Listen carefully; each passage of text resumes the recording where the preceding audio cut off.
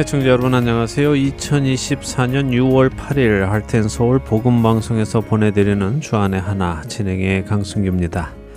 지난 한 주도 자기 자신만을 위한 이기적인 믿음을 버리고 하나님의 형상을 따라 지음받은 형제 자매를 사랑하며 하나님의 영광을 나타내신 여러분 되셨으리라 믿습니다.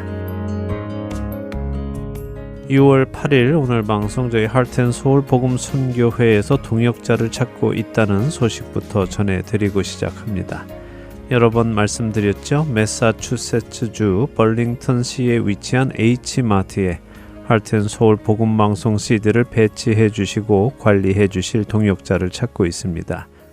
귀 있는 자들에게 생명을 주는 예수 그리스도의 말씀이 담긴 이 CD를 선교사의 마음으로 전달해 주실 동역자를 찾고 있습니다.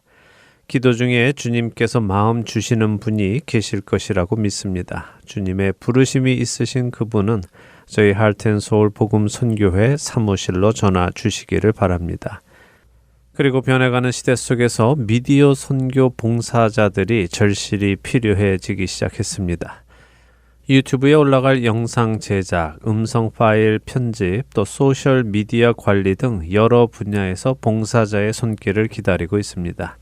생명을 살리고 세우는 이 귀한 일에 동참하실 분들 역시 할텐서울 복음 선교회 사무실로 연락을 주셔서 저 강승규 국장을 찾으시기 부탁드립니다.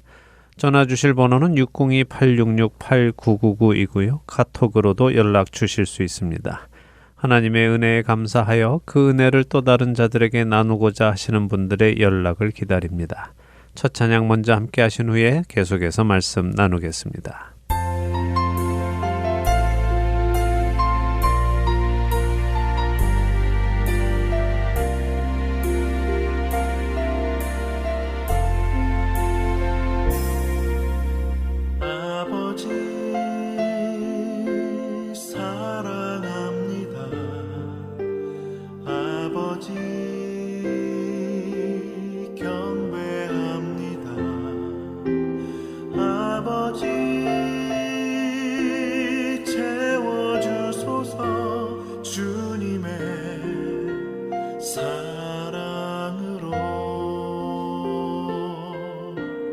예수님 사랑합니다. 예수님 경배합니다. 예수님 채워주소서 주님의 사랑으로.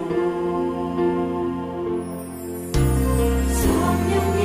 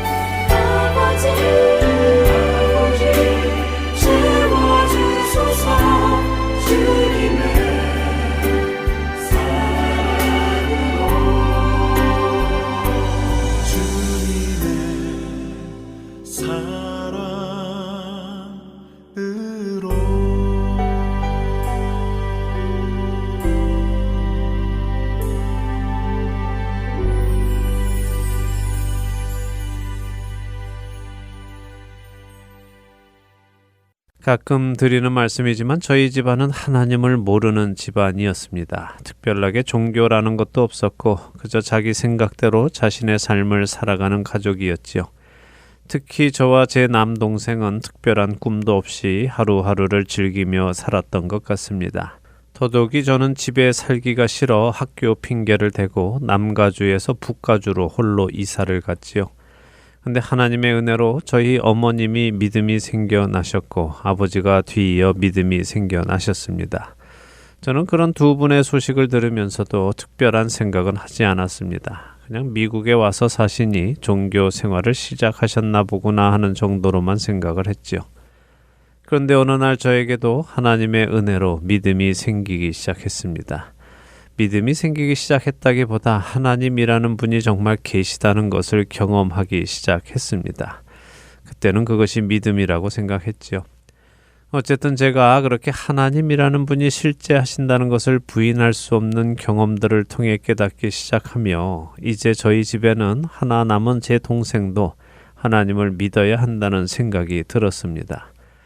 하지만 워낙 엉망으로 살던 제 인생이었고 그런 저의 삶을 제 동생이 잘 알고 있었기에 막상 제가 제 동생에게 믿음을 가져야 한다고 말하기는 쉽지 않았습니다. 아직 저의 삶에 눈에 보이는 변화도 없고 엉망으로 살던 삶의 방식이 크게 변하지도 않았기에 더욱 그랬죠. 그럼에도 용기를 내서 남가주에 살던 동생을 만난 어느 날 너도 예수님 믿어야 돼 라며 말을 해주고 찬양 테이프를 하나 건네주었습니다. 우물쭈물 예수님을 믿어야 해 하는 저의 말을 들은 제 동생의 첫 대답은 형 미쳤어? 였습니다.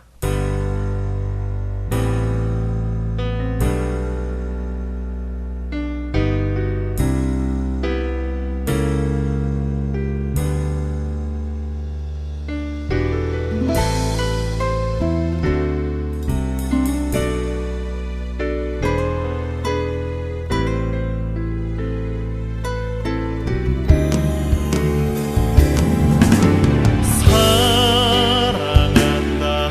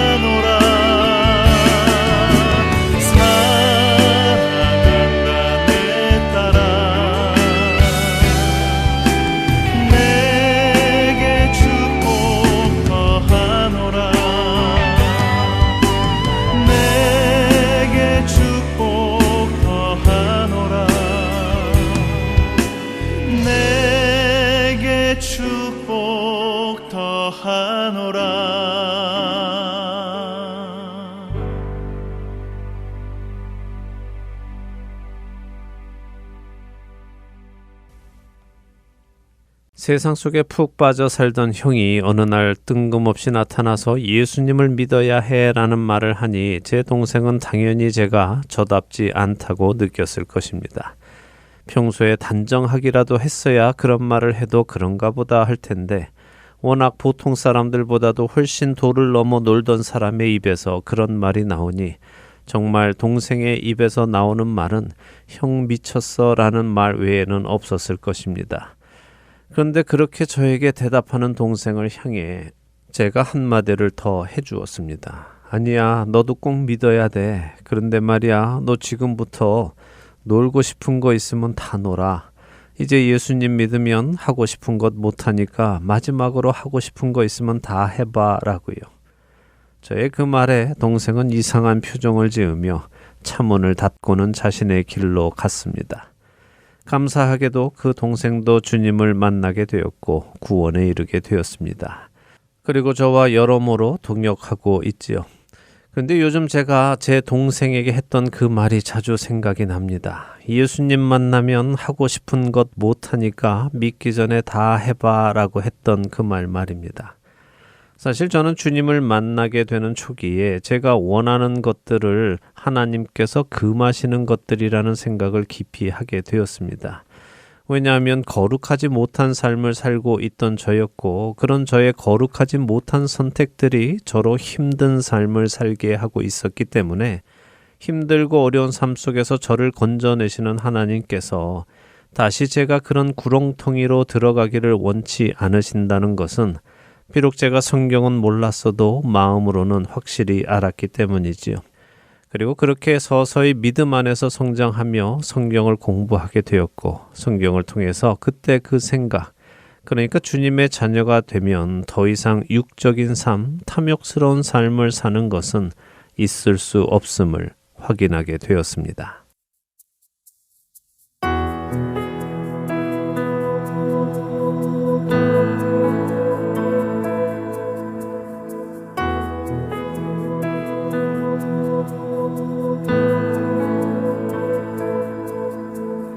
주 앞에 다시 나와 당신을 불러요.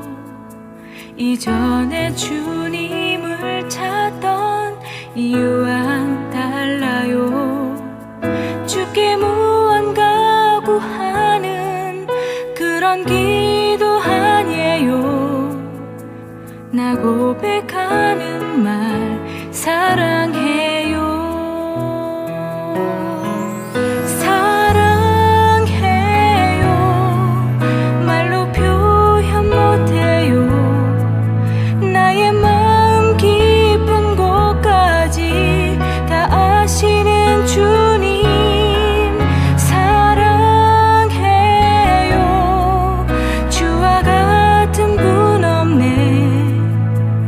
고백하는 말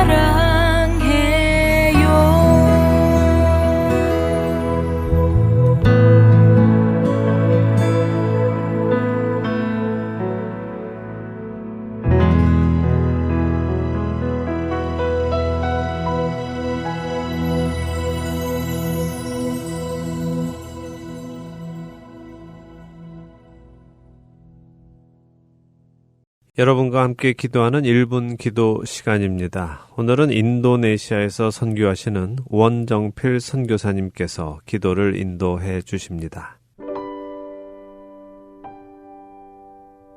하트앤서울 복음방송 1분 기도 시간입니다.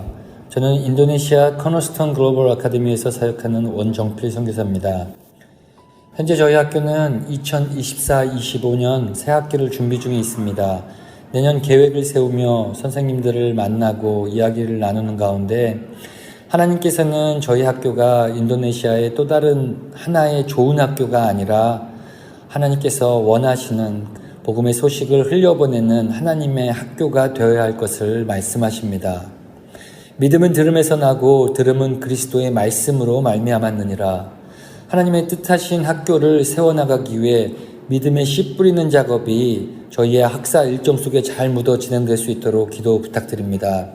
더불어 현재 내년 학교 일정과 계획을 세우며 점검하는 가운데 사람이 계획을 세우지만 그 걸음을 인도하시는 분은 하나님이시기에 하나님의 뜻을 잘 듣고 살필 수 있도록 이곳 모든 선교사의 귀와 눈을 열어주실 것을 위해 기도 부탁드립니다.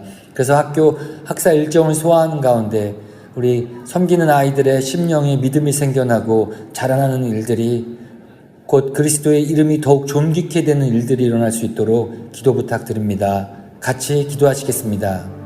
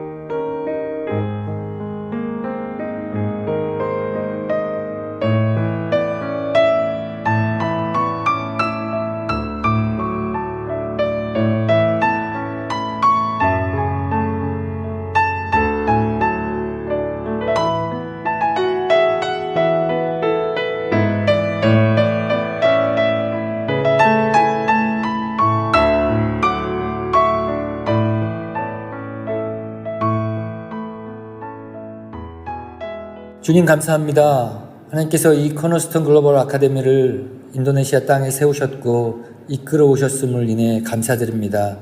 무슬림이 85%나 되는 이곳에 악한 영들이 역사가 만연한 이곳에 하나님께서 하나님 당신의 영광을 위해 이 학교를 설립하셨는 줄로 믿습니다. 이번 새 학기를 준비하는 가운데 주님 이 땅의 백성들을 불쌍히 여겨주시고 긍휼을 베풀어 주실 것을 간절히 기도합니다. 특별히 맡겨주신 영혼들 예수의 능력으로 케어할 수 있도록 사랑과 긍휼한 마음 그리고 신실한 믿음을 먼저 선교사들과 현지 동역자들에게 부어주시기를 간절히 기도합니다. 그래서 이 학교가 더욱더 주님의 존귀하신 이름을 빛나게 하고 더욱 영광받게 하시기를 간절히 소망하며 예수 그리스도의 이름으로 기도하였습니다. 아멘.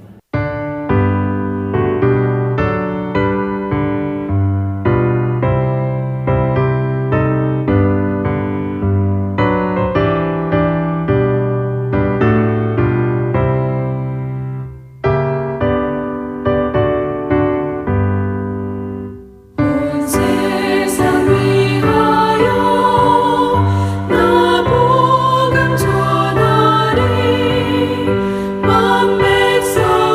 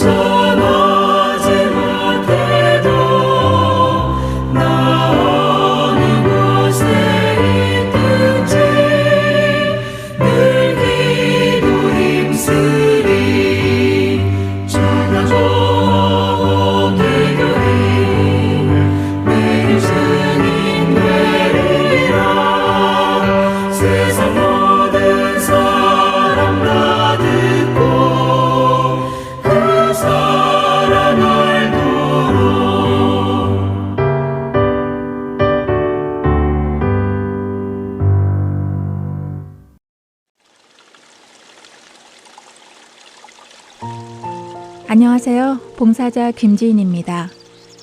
매주 금요일마다 CD를 각 지역으로 배송해 드리는데요. 최근 CD를 받지 못하는 분, 파손된 CD를 받으신 분들이 많다는 소식을 들었습니다.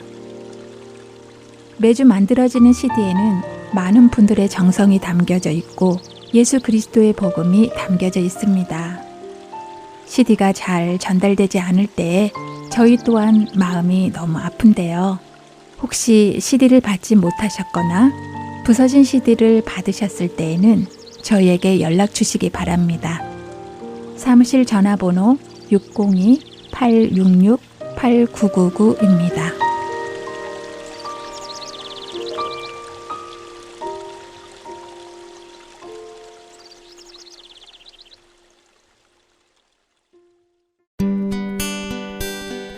기쁜 소식 사랑으로 땅끝까지 전하는 아랜소.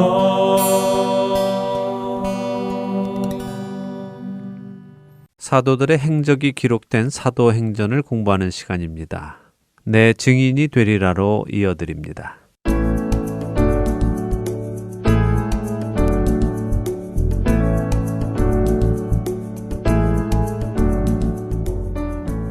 애청자 여러분 안녕하세요. 여러분과 사도행전을 공부하는 시간입니다. 내 증인이 되리라 진행의 백성입니다. 네, 여러분 안녕하세요. 강순규입니다. 바울 일행을 호송하던 배가 폭풍 속에서 2주가 넘는 시간을 표류했어요. 네. 정말 말 그대로 살 소망이 다 끊어지는 상태였던 것 같습니다. 예, 그랬겠지요. 낮이나 밤이나 먹구름이 가득해서 해도 별도 보이지 않았지요. 그런 상태에서 바람은 불고 배는 또 파도를 타고 오르락 내리락 하면서 숙달된 선원들이 아무것도 할 수 없는 그런 상태를 하루 이틀도 아니고 그렇게 2주씩이나 가니 모두가 다 살 소망이 끊어졌지요. 하지만 그런 그들에게 바울이 하나님의 사자가 자신에게 해주신 말을 전하며 모두가 생명을 보존할 것을 믿는다고, 하나님께서 말씀하신 그대로 되리라고 믿는다고 말했어요. 예, 그렇게 사람들의 마음이 바울의 말을 조금씩 믿기 시작했죠. 네. 그래서 바울이 주는 떡을 받아 먹고 안심하였다 하는 데까지 보았습니다. 그 다음 일을 또 보도록 하지요. 사도행전 27장 38절부터 44절 읽고 이야기 나누죠. 네, 사도행전 27장 38절부터 읽습니다. 배부르게 먹고 밀을 바다에 버려 배를 가볍게 하였더니 날이 새매에 어느 땅인지 알지 못하나 경사진 해안으로 된 항만이 눈에 띄거늘 배를 거기에 들여다 댈 수 있는가 의논한 후 닻을 끊어 바다에 버리는 동시에 키를 풀어 늦추고 돛을 달고 바람에 맞추어 해안을 향하여 들어가다가 두 물이 합하여 흐르는 곳을 만나 배를 걸매 이 물은 부딪혀 움직일 수 없이 붙고 고물은 큰 물결에 깨어져 가니 군인들은 죄수가 헤엄쳐서 도망할까 하여 그들을 죽이는 것이 좋다 하였으나 백부장이 바울을 구원하려 하여 그들의 뜻을 막고 헤엄칠 줄 아는 사람들을 명하여 물에 뛰어내려 먼저 육지에 나가게 하고 그 남은 사람들은 널조각 혹은 배 물건에 의지하여 나가게 하니 마침내 사람들이 다 상륙하여 구조되니라. 네, 자 배에 있던 276명의 사람들이 오랜만에 배부르게 네. 먹었습니다. 힘을 비축하는 것이겠죠. 네. 그렇게 먹고 난 후에는 남은 밀을 다 버립니다. 이제 음식은 더 이상 필요 없다는 것이겠죠. 무슨 말입니까? 곧 육지에 들어가거나 구출되거나 한다는 말이겠네요. 바울이 그것을 알고 있고요. 그렇죠. 자, 이렇게 잘 먹고 밀을 버리고 날이 새어서 빛이 들기 시작하니 육지가 보입니다. 경사진 해변도 보이죠. 네. 여기가 어디인지는 가늠할 수 없지만 사공들은 과연 해안 쪽에 배를 댈 수 있는지 상의를 합니다. 그리고 배를 댈 수 있을 것 같다 생각이 들어서 내렸던 닻을 끊고 해안으로 들어가 봅니다. 근데 어떻게 됩니까? 두 물이 합하여 흐르는 곳을 만나 배가 걸렸네요. 예, 물이 두 줄기가 서로 다른 방향에서 흘러와 만나는 지점인 것 같습니다. 근데 그곳에 배가 걸려서 막히게 된 것이죠. 네. 흐르던 물이 막히니 어떻게 될까요? 뒤에서 내려오는 물들은 계속 밀어대고 나가야 하는 물은 막히니 어딘가를 통해서든 물이 나가야 하니까 나갈 수 있는 부분을 막 밀고 나가게 되겠죠. 네, 그렇게 물이 밀리기 시작하면서 배가 깨질 정도가 된 것이군요. 예, 그렇게 된 것으로 보입니다. 물살이 꽤 셌던 것 같습니다. 그러니 배가 깨질 만큼 강하게 밀리게 되었겠죠. 그래도 해안 가까이였기 때문에 수영을 잘하는 사람들은 해안으로 갈 만한 거리였던 것 같습니다. 그래서 군인들이 죄수를 걱정하죠. 죄수들의 안전을 걱정한 것이 아니라 죄수들이 도망할까 걱정을 한 것이지요. 네. 해안이 가까우니 뛰어내려 헤엄쳐서 도망할까 봐요. 맞습니다. 탈옥을 하는 것이나 마찬가지가 되겠죠. 전에도 여러 번 나누었지만 로마에서 죄수가 탈옥을 하면 간수장이 그 옥살이를 해야 했죠. 네. 그러니 죄인들의 호송을 맡은 군인들이 그런 일이 일어날까 봐 걱정이 되니 차라리 죄수들을 죽이자고 하는 것입니다. 도망가는 것보다는 죽이는 것이 낫다는 것이네요. 네. 이거 너무한데요. 결국 자신들을 위해 죄수들을 죽이려는 것이잖아요. 그렇죠. 우리 인간의 죄성이 또 나타나죠. 네. 예. 자, 그런데 이렇게 죄인을 다 죽이게 되면 바울도 죽게 되겠죠. 네. 하지만 백부장은 바울을 보호하려고 합니다. 아무래도 호송 기간 동안 바울을 경험하면서 이 사람이 특별한 사람이다 하는 것을 깨닫게 되었겠지요. 바울이 말한 대로 일이 일어나고 있으니 어떤 의도로든 바울을 지키려 했습니다. 그래서 군인들이 죄수들을 죽이자고 한 의견을 막고 수영을 할 수 있는 사람들은 수영해서 육지로 가라고 하고 수영을 못하는 사람들은 깨진 뱃조각이나 뜨는 물건에 의지해서 육지로 가도록 지시를 내리죠. 이렇게 해서 모든 사람이 하나님께서 천사를 통해 바울에게 말씀하신 그대로 한 사람도 다치지 않고 모두 구조되어 육지에 상륙하게 되었습니다. 바울을 향한 사람들의 믿음이 굳세졌을 것 같아요. 그랬겠죠. 자, 이제 사도행전의 마지막 장인 28장으로 넘어갑니다. 드디어 마지막 장에 오게 되었네요. 감격적인데요. 저도 감격적입니다. 28장 1절에서 10절 읽고 이야기 계속 나누죠. 네, 사도행전 28장 1절부터 읽습니다. 우리가 구조된 후에 안즉 그 섬은 멜리데라 하더라. 비가 오고 날이 참해 원주민들이 우리에게 특별한 동정을 하여 불을 피워 우리를 다 영접하더라. 바울이 나무 한 묶음을 거두어 불에 넣으니 뜨거움으로 말미암아 독사가 나와 그 손을 물고 있는지라. 원주민들이 이 짐승이 그 손에 매달려 있음을 보고 서로 말하되 진실로 이 사람은 살인한 자로다. 바다에서는 구조를 받았으나 공의가 그를 살지 못하게 함이로다 하더니 바울이 그 짐승을 불에 떨어버림에 조금도 상함이 없더라. 그들은 그가 붙든지 혹은 갑자기 쓰러져 죽을 줄로 기다렸다가 오래 기다려도 그에게 아무 이상이 없음을 보고 돌이켜 생각하여 말하되 그를 신이라 하더라. 이 섬에서 가장 높은 사람 보블리오라 하는 이가 그 근처에 토지가 있는지라 그가 우리를 영접하여 사흘이나 친절히 머물게 하더니 보블리오의 부친이 열병과 이질에 걸려 누워 있거늘 바울이 들어가서 기도하고 그에게 안수하여 낫게 하매 이러므로 섬 가운데 다른 병든 사람들이 와서 고침을 받고 후한 예로 우리를 대접하고 떠날 때에 우리 쓸 것을 배에 실었더라. 자, 바울 일행이 도착한 곳을 알아보니 멜리데라는 곳입니다. 이 멜리데는요, 이탈리아 시실리 섬 남쪽으로 약 60마일쯤에 위치한 섬인데요. 길이는 약 18마일, 폭은 9마일 정도로 아주 작은 섬입니다. 멜리데의 의미는 탈출처, 피난처, 도피처 이런 의미입니다. 지금 바울 일행이 처한 상황과 딱 맞네요. 네, 그러게 말이죠. 우연이 아니겠죠. 네. 예, 자, 이렇게 겨우겨우 목숨이 위태로운 지경을 다 지나고 도착한 멜리데 섬. 이 섬에는 원래부터 살고 있는 사람들이 있었습니다. 멜리데 섬 사람들이군요. 그런데 바울 일행을 잘 돌보아 주네요. 예, 다행이죠. 네. 예, 바울 일행에게 특별한 동정을 보여줍니다. 지금 가뜩이나 폭풍으로 흐려서 날은 춥고 또 겨울이니 더 추운데 그렇게 물속에서 헤엄을 쳐서 흠뻑 젖었으니 더 춥겠죠. 으들으들 떨었겠어요. 네, 그래서 그런 그들을 향해 불을 피워 따뜻하게 해줍니다. 이렇게 불을 쬐다가 불기가 약해졌든지 아니면 불을 좀 더 세게 하고 싶었든지 바울이 나무 한 묶음을 모아서 불에 던져 넣습니다. 근데 그때 나무 속에 숨어있던 뱀이 불에 떨어지니까 놀라서 뛰어나오면서 바울의 손을 물었습니다. 너무 아팠을 것 같아요. 놀라기도 하고요. 예, 깜짝 놀랐겠죠. 네. 예, 3절에 손을 물고 있는지라라는 표현을 보면 뱀이 바울의 손을 물고 그냥 사라진 것이 아니라 물고 바울의 팔을 감았던지 아니면 물고 매달려 있던지 꽤 오랜 시간을 보낸 것 같습니다. 자, 이런 모습을 보면서 원주민들이 생각을 하지요. 네, 바울이 살인자다라고 생각을 했다고 하네요. 예, 왜 그렇습니까? 당시 사람들의 생각은 오늘날 사람들의 생각보다 더 정의로웠습니다. 물론 그들이 더 정의로운 사람이었다는 말은 아닙니다. 그들의 가치관 아래에는 정의는 꼭 이루어진다는 생각이 자리 잡고 있었다는 말씀이죠. 요즘은 불의한 사람들이 잘 사는 세상이기 때문에 권선징악이라는 생각이 많이 사라졌습니다. 그러나 당시는 잘못한 사람, 특별히 살인한 사람은 신이 반드시 죽인다는 생각이 있었죠.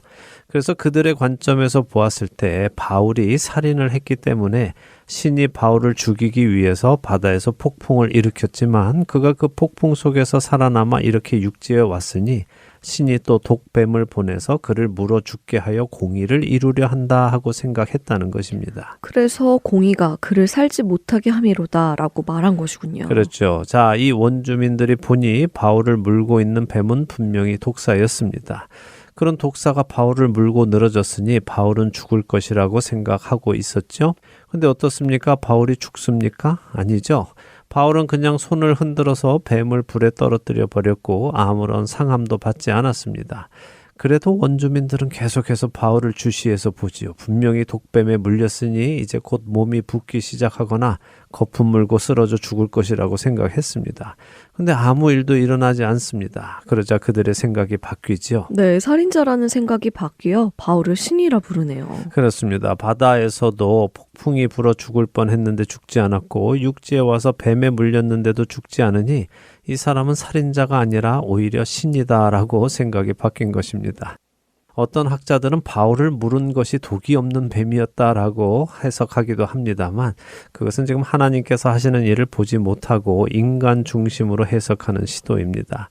지금 바울을 죽일 수 있는 것은 아무것도 없다는 것을 성경은 우리에게 보여주고 계시는 것입니다. 왜 그렇습니까? 바울에게는 주님께서 맡기신 사명이 있기 때문이죠. 그렇네요. 로마에 가서도 예수님을 증언하는 그 일을 해야 하기 때문에 그는 죽을 수 없는 것이군요. 네. 생사를 주관하시는 분은 하나님이시니까요.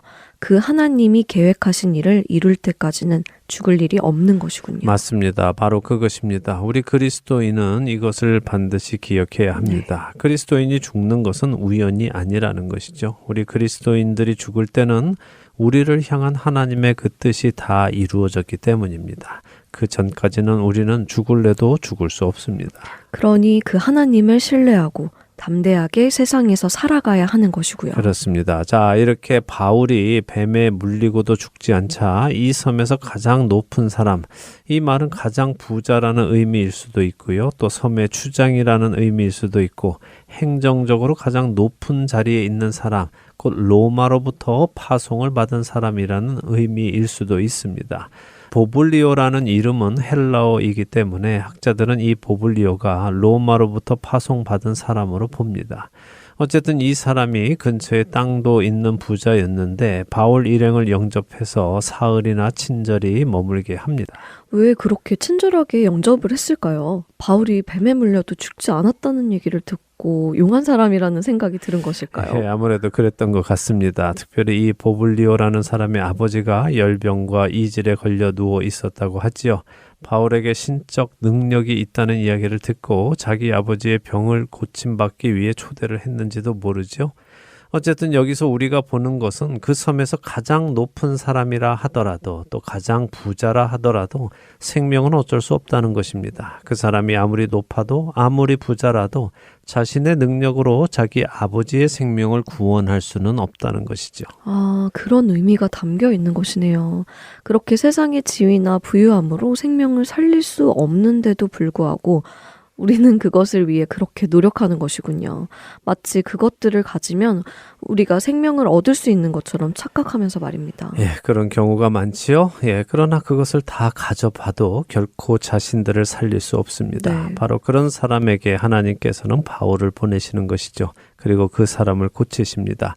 9절에 보니 섬에 있는 다른 병든 사람들도 와서는 고침을 받습니다. 그리고 약 3개월간 그곳에 체류하며 겨울을 보냅니다. 그럼 이 멜리데 사람들이 복음을 받아들인 것일까요? 그리스도인이 되었나요? 글쎄요, 그 부분에 대해서는 아무런 말씀이 없습니다. 바울이 복음을 전했다는 말도 없고요. 그러나 바울이 복음 전함 없이 병만 고쳐주지는 않았겠죠. 네. 예, 복음의 능력으로 나타나는 것이 병고침인데 복음을 빼고 고쳐주었다면 옳지 않은 일일 것입니다.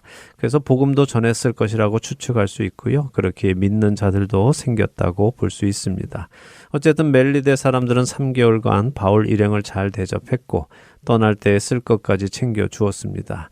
이제 또 몇 절을 더 읽어보지요. 11절에서 15절입니다. 네, 사도행전 28장 11절부터 읽습니다.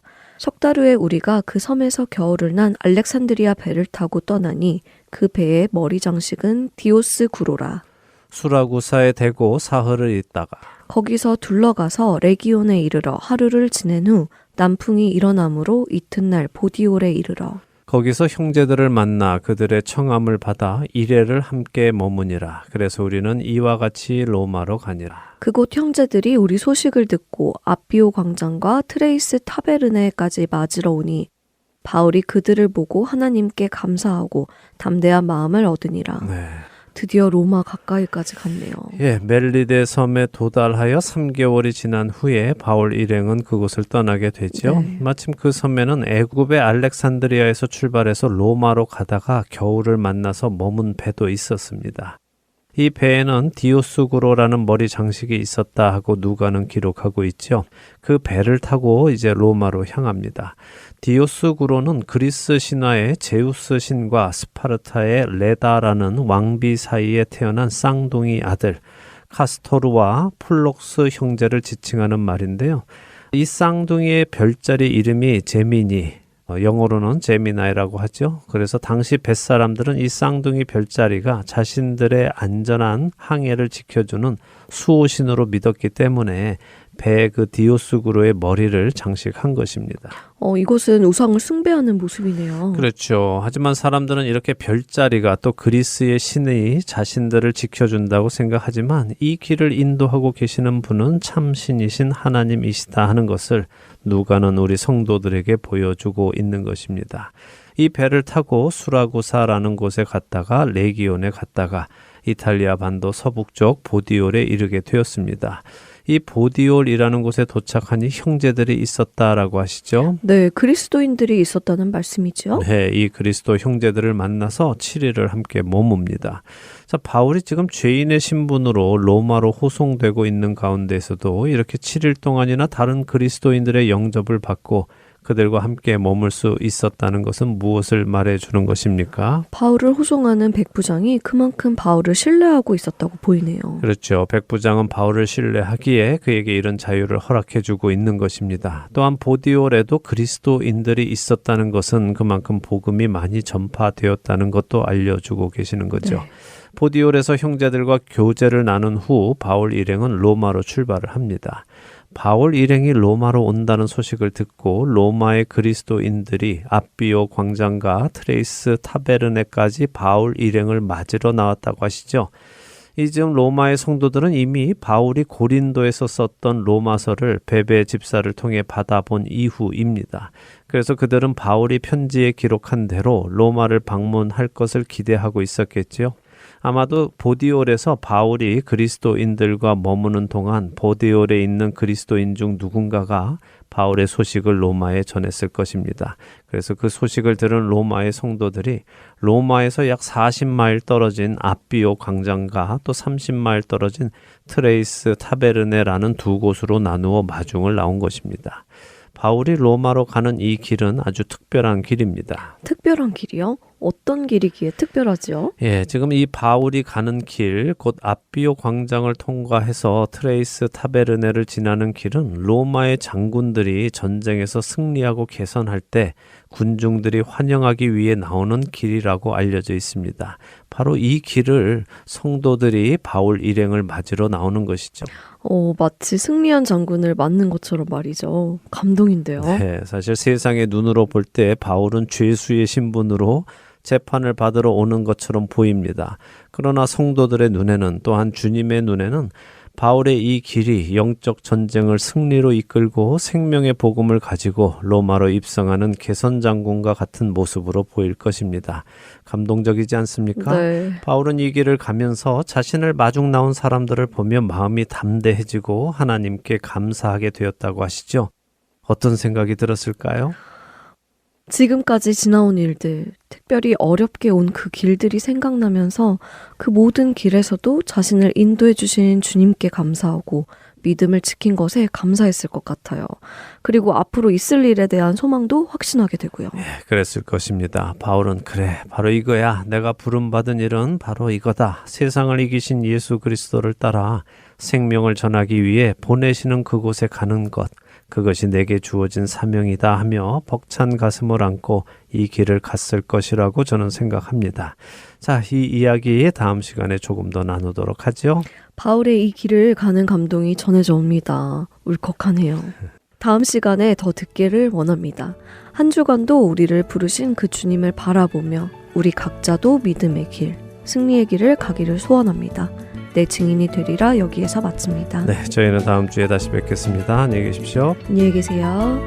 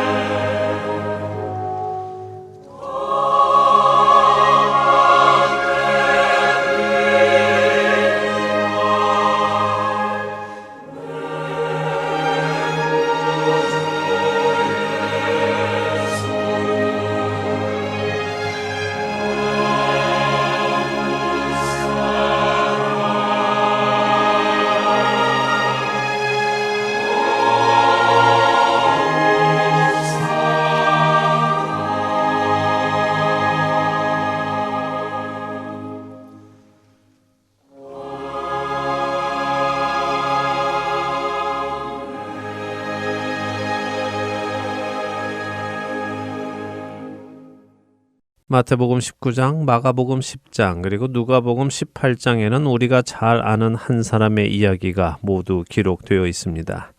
마태복음 19장은 그가 청년이었고 재물이 많은 사람이었다라고 하시고, 마가복음 10장은 그가 재물이 많은 사람이었다라고 하십니다. 또 누가복음 18장은 그가 큰 부자였으며 관리였다고 기록하시죠. 그리고 세 복음서 모두 그가 스스로 자신은 어려서부터 계명을 잘 지켜온 사람이라고 증언한 것을 기록합니다. 종합해 보면 그는 어려서부터 율법을 잘 알고 잘 지켜온 아주 부유한 젊은 관리입니다.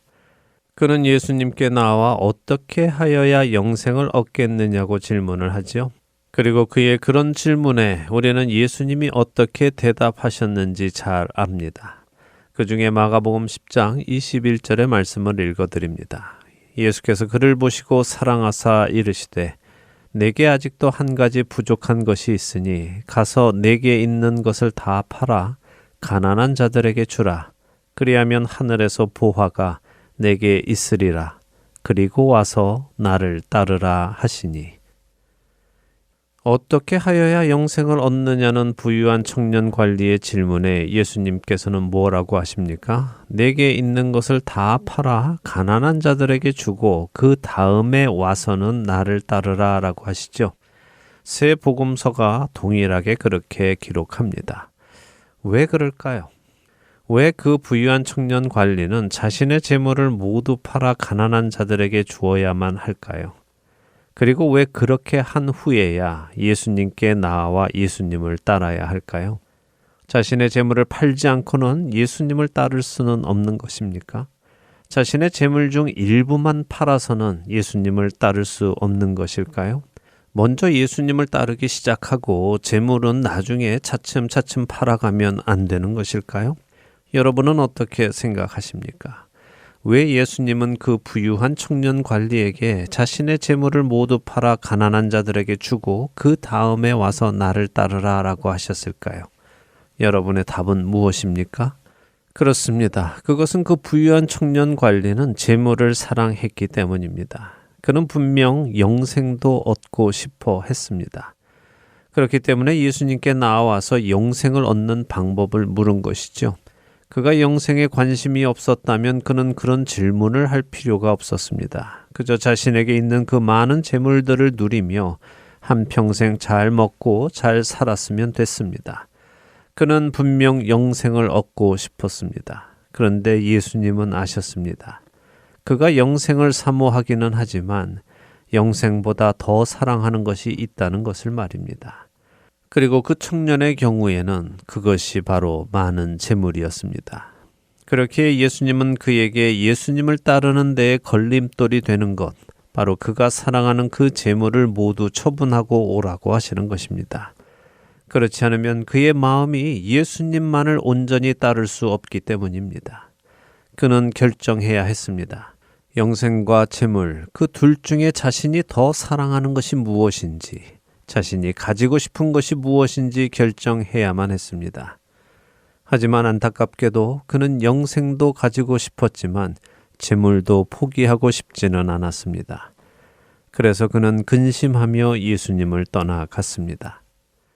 사랑하는 할텐 서울 복음방송 애청자 여러분, 우리는 우리가 사랑하는 세상의 것과 예수님을 함께 사랑할 수 없습니다. 둘 중 하나는 버려야만 합니다. 둘 다 가지기 원하지만 둘 다 가질 수는 없습니다. 그럼에도 불구하고 우리는 그 둘을 다 가지려고 노력합니다. 둘 다 놓치지 않으려고 합니다. 하지만 그것은 불가능합니다. 예수님께서 마태복음 6장 24절에 이렇게 말씀하십니다. 한 사람이 두 주인을 섬기지 못할 것이니 혹 이를 미워하고 저를 사랑하거나 혹 이를 중히 여기고 저를 경히 여김이라. 너희가 하나님과 재물을 겸하여 섬기지 못하느니라. 우리의 생각을 고쳐야 합니다. 만일 우리 안에 예수님 외에 사랑하는 또 다른 것이 있다면 우리는 예수님을 온전히 따를 수 없습니다. 예수님 외에 사랑하는 것을 가지고 예수님을 따르려는 우리에게 예수님은 말씀하실 것입니다. 내가 사랑하는 그것을 가서 다 처리하고 온 후에 나를 따르라 라고요. 오늘 우리의 삶 속에 우리로 예수님을 온전하게 따르지 못하게 하는 것이 있습니까? 더 늦기 전에 그것들을 버리는 결단과 은혜가 있는 저와 애청자 여러분이 되시길 소망하며 오늘 주안의 하나 여기에서 마치도록 하겠습니다. 함께 해주신 여러분들께 감사드리고요. 저는 다음 주 이 시간 다시 찾아뵙겠습니다. 지금까지 구성과 진행의 강승규였습니다. 애청자 여러분 안녕히 계십시오. 주 예수보다 더 귀한 것은 없네. 이 세상 부귀와 바꿀 수 없네. 영죽을 내 대신 돌아가신 그 놀라운 사랑 잊지 못해. 세상 즐거움 다 버리고 세상 자랑 다 버렸네. 주 예수보다 더 귀한 것은 없네. 예수밖에는 없네. 주 예수보다 더 귀한 것은 없네. 이 세상 행복과 바꿀 수 없네. 유혹과 핍박이 몰려와도 주 섬기는 내 맘 변치 못해. 세상 즐거움 다 버리고 세상 사랑 다 버렸네. 주 예수보다 더 귀한 것은 없네. 예수밖에는